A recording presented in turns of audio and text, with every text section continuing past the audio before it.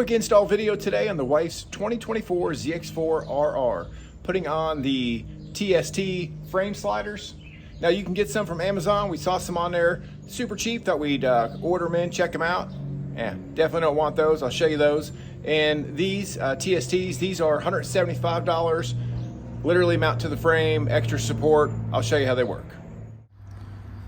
What are you gonna need? Well, number 14 socket, a number 6 and a number 8 on your Allen wrenches.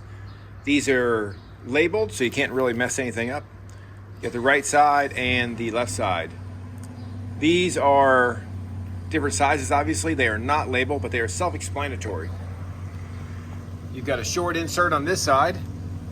So obviously the short one's gonna go on this side. Once you take the bolt out, that'll slide right in.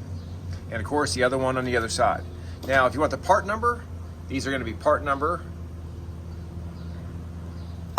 And let me show you something else. So we ordered these in. These were only $35. And we found them online, super cheap, and thought, you know, for $35, let's order them in and check them out. You do not want these unless you just want it for looks, something for the bike to lean against, or maybe if you're afraid the bike might fall over and you just something to catch it, but it's definitely wouldn't stand up to anything. These basically have a little set screw in the bottom. They would go in this little hole that's on the bottom right here, down inside there.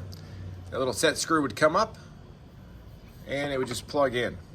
Now it looks kind of cool on the side of the bike. It's got a nice look to it, but definitely not strong whatsoever. So if you see these, use them at your own risk. Got the factory bolt out. This was torqued down to 38 foot-pounds from the factory. Online, people are saying 24, some people are saying 44. It was 38 from the factory, so I'm gonna go back with 40. So let's move to putting the next pieces on. So we've got our two bolts. Obviously, the shorter one is gonna go on the right side because the right side is the one that will have the shorter spacer. So we put our spacer in, and then the next part will be putting this piece on. Now this piece actually wraps around the frame itself. So you can feed it right here behind the fairing. Get it in place. You have a notch on the back of this. That notch will line up and you're ready to mount.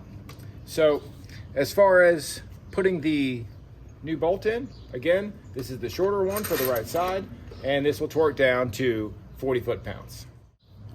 Come to the back, you can see how that little notch piece will fit around the frame. It's coming right down the side of the frame and locking it in place. Now it's just time to put the side on, the puck itself. Again, it's labeled for the right side. Little notch in there for that bolt. It's gonna fit right in place. And you just have two Allen wrenches.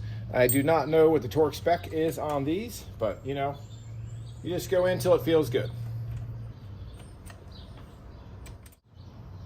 All right, there it is installed. Nice and sleek up against the fairing itself. Easy to take this off, just the two bolts if you ever wanted to replace it because you happen to go down and use it. You see how trim it looks on the side of the bike? Perfect fit. All right, thanks for watching. Stay safe, ride like you're invisible. Gonna add this real quick. When you take your bolts out, the factory bolts, the left side has a shorter bolt than the right side. The right side has this long bolt, left side has a short bolt. When you go back with the new hardware, it's just the opposite.